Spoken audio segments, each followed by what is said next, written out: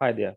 This is the second lecture of the sexual reproduction of class 12 biology, right? In this lecture, we are going to talk about we are going to talk about the male reproductive part of flowering plants, right? Fine. So what is that? So this is stamen, right? What is the another meaning of a stamen? I mean, or what is the another term that we choose to determine or define the stamen? The answer is microsporo pH microsporophyll. Microspore is basically microspore, and this fill word they came from the meaning, and its meaning is leaf. So the leaf which is bearing the microspore is basically known as what? Stamen. So if you talk about the development evolutionary perspective, so all your androecium, all your gynoecium, all your calyx, corolla, each and everything, they were the leaf. They get modified and they form what? The specific structures. Fine. If you just talk about the stamen, this is the stamen, right? Or yeah, this is the stamen. This is the part. This is known as the anther, and this part is basically known as what? Filament. As you can see in this diagram, it is bilobed. Bilobed means having two lobes. Having two lobes. Having two lobes. Okay. What does this mean? Is two lobes. Just see here. Two lobes. Okay. This is one lobe, and this is another lobe. Both the lobes are connected with the stalk. That stalk is known as what?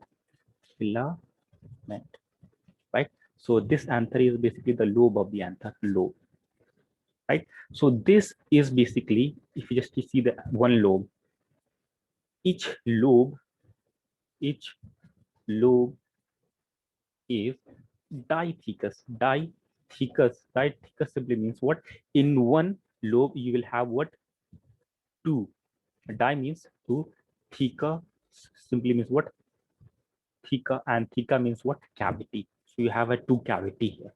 So likewise, another lobe, two cavity. This condition is basically the generally found in the case of the angiosperm plants, and this condition is basically known as what? Tetrasporangiate. So basically, this is very important from the need perspective. This is very important from the need perspective. Tetrasporangiate. Okay. Each cavity, if you just talk about each cavity is known as what? Microsporangium. Microsporangium, and its plural. Its plural is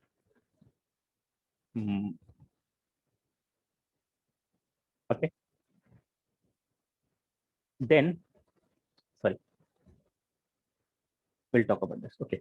Then, if you just talk about the microsporangium, what is this? It's a cavity. The cavity which in which microspores are found. Microspores are fine. So if you see the structure of the anther, this is your anther.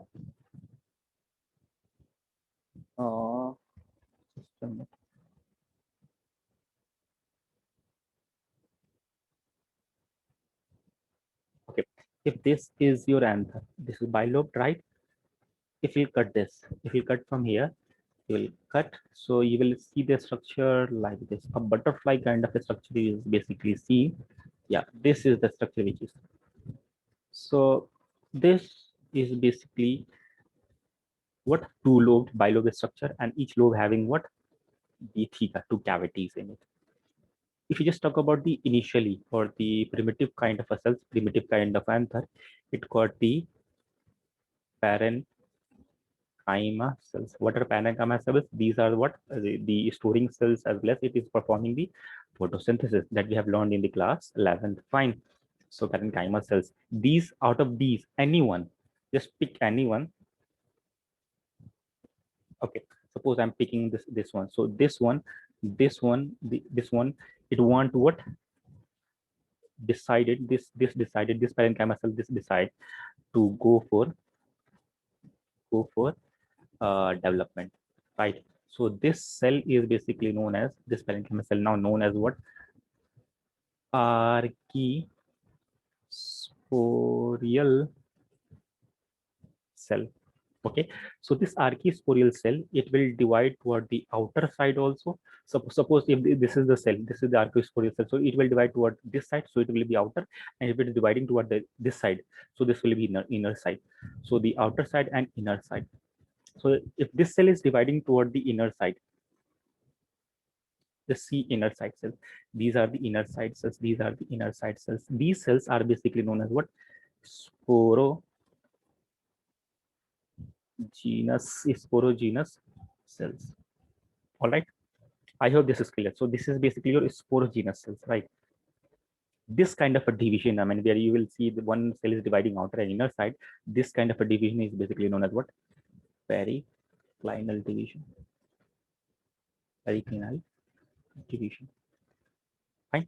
This thing which you see is basically line of dehiscence, line of dehiscence, and it consists of what? Stomium cells.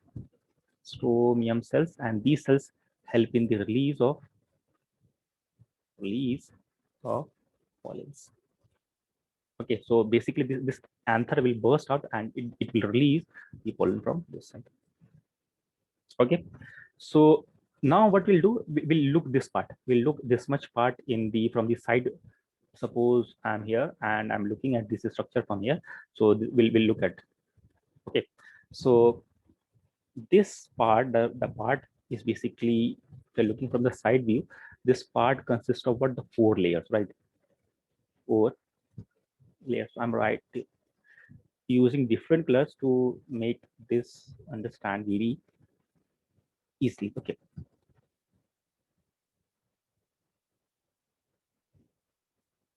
fine. So this is the outermost layer, which is basically, this is the outermost layer. This is the number 1 layer, this is the second layer, this is the third layer, and this is the fourth layer. This is the outermost layer, and this is known as what? Epidermis. This is the epidermis, this is the outermost layer. Outermost layer. And this is basically parenchyma. This is made up of, these are what? Parenchyma cells. And this is basically providing the protection. It is providing the protective layer, right? And it is generally single layer. Okay, now this layer, the second layer which you see, this one, this second layer is basically known as what? Endothecium. This endothecium is basically again the protection, plus it help in dehiscence also. Dehiscence also, right? It got some kind of a cells and the specific kind of a cells. Suppose if these are the cells of the endothecium, so the inner side of these cells will be what? Comparatively thick, because of the deposition of the pectin and all. Okay, so these are the thick cells toward the inner side.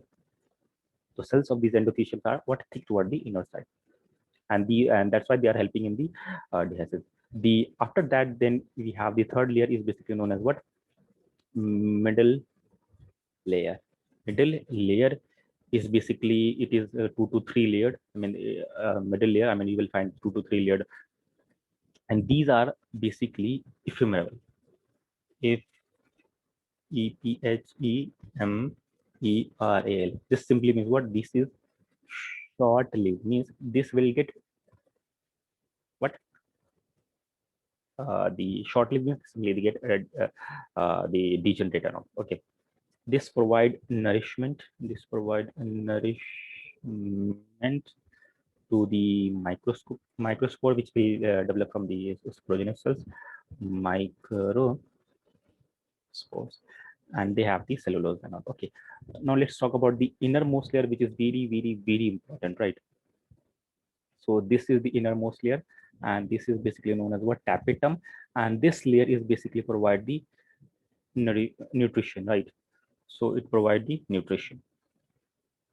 So give the nourish. The cells of these tapetum are basically large, have the high amount of the cytoplasm in it, and the nucleus, we just talk about the nucleus. Nucleus are basically binucleate, binucleate. And if you just talk about the cells may be polyploid. And remember, the polyploidy is generally found in the case of the plants, chromosomal aberration. Okay, now they also release the sporopollenin, as well as they also release the pollen kit. Again, the pollen kit is a sticky substance which is being there on the pollen grains. Sporopollen, we'll talk about this in the upcoming lecture. And it also releases the Calase enzyme. Calase enzyme. This Calase enzyme, it helps in the breaking of what? Callose. Fine. Then, so if you just see this is the anther that we were basically discussing. So we were discussing the layers of it. We were discussing the layers of it. So we were discussing, suppose we are having in this layer, then another layer, then another layer, right? So we discussed that. Here at some places you will find the connective tissue. You'll find the connective tissue.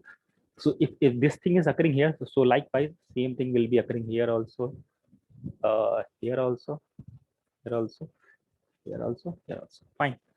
Now just see this here.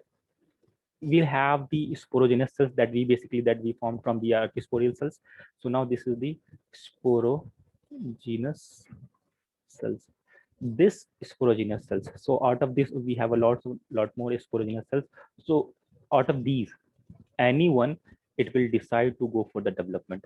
So now this will be termed as what? Pollen mother cell. What?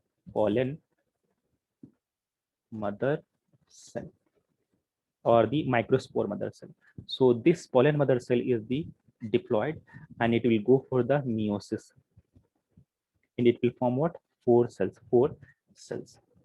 And these cells are basically, they are covered with the callose,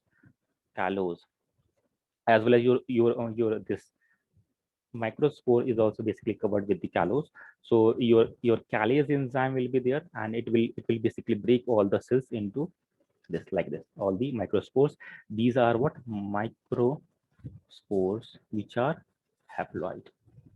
Okay, now what will happen? This microspore, they will go for the enlargement of the vacuole. So this, I'm talking about the for one. So same will follow for this and this. Okay,